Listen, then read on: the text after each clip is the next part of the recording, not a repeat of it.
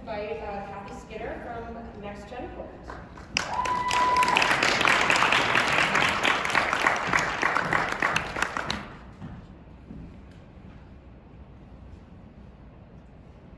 20 years ago, cancer came to my house. We all know someone who's been touched by cancer. For me, it was my father. Like my dad, many cancer patients receive an implanted port in their chest. The chemo port is a delivery tool for the drugs that fight the cancer. When my dad was at home, in between treatments, there was no way to know his blood cell counts or his vitals. Sadly, and on more than one occasion, he got an infection that landed him in the hospital and delayed his next chemo. That's why we invented NXgenPort. NXgenPort is the first of its kind implanted smart port that detects early signs of infection by monitoring blood cell counts, heart function, and vitals.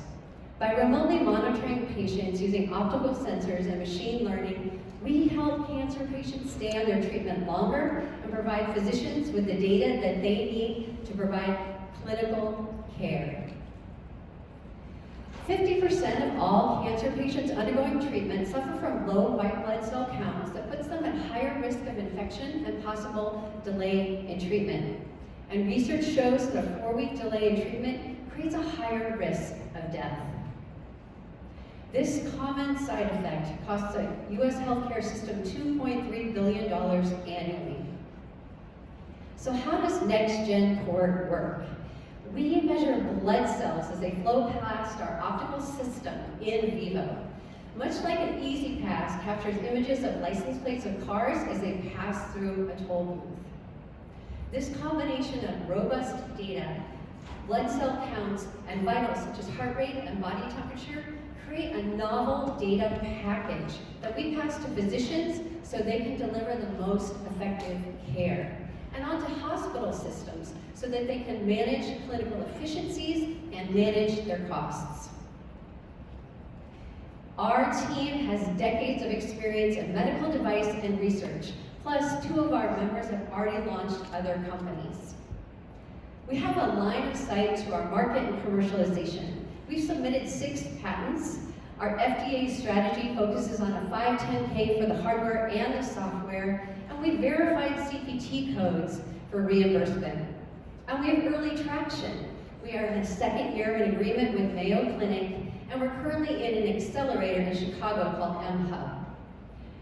Our line of sight for our commercialization also focuses on licensing the technology to port manufacturers. I like to think that if NXgenPort had been available when cancer came to my house, my dad would be here today. I'm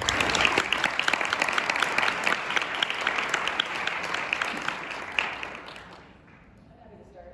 So, first of all, I'm sorry about your father, and I appreciate your connection to this. So, is this effectively a combination of a port and a Holter monitor, like an implantable Holter monitor in terms of managing vitals and heart rate and everything else? I would think of it as taking a lab test that measures blood cell counts and implanting it in the body. But there is a part that monitors heart rate and... Yes, because we can calculate ejection fraction through blood flow and blood velocity. So that's a heart function.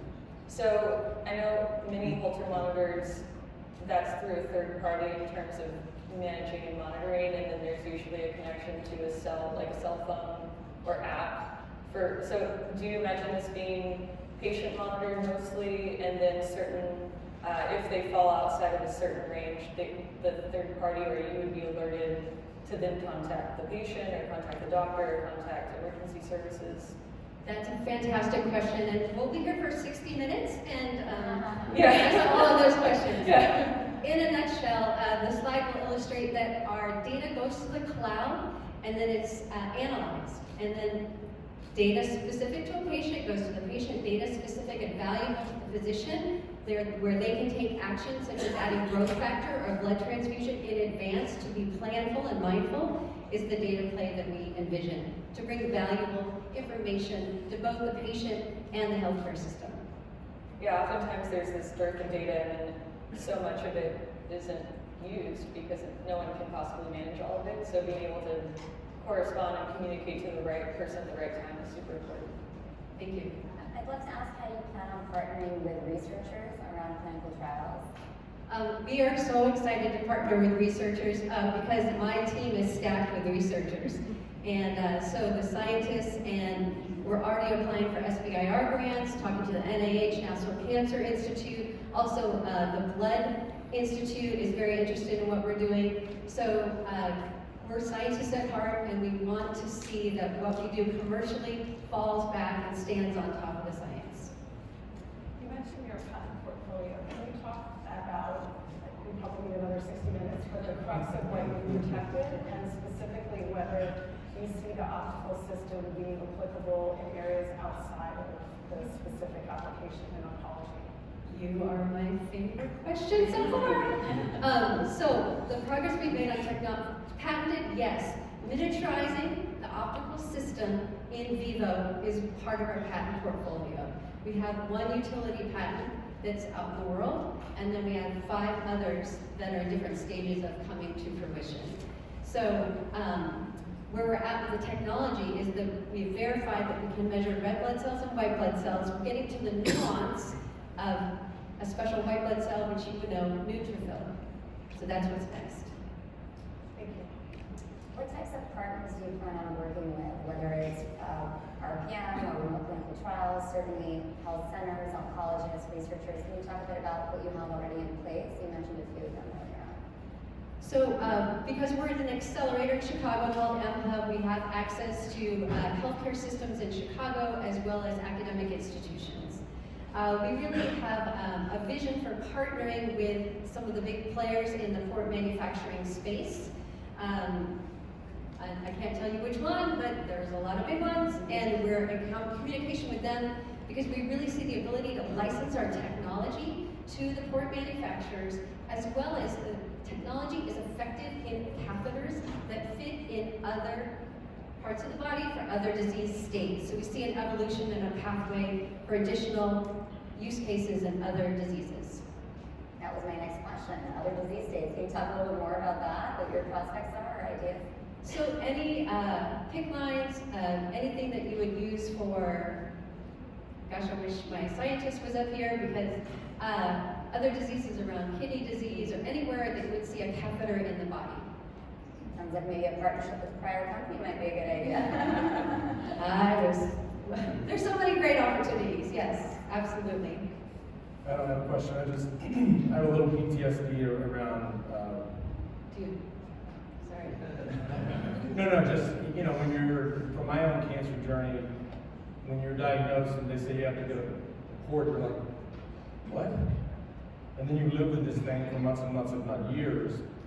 Mine actually grew to my body, so the guy couldn't get it out. It was the worst part of the whole experience, believe it or not.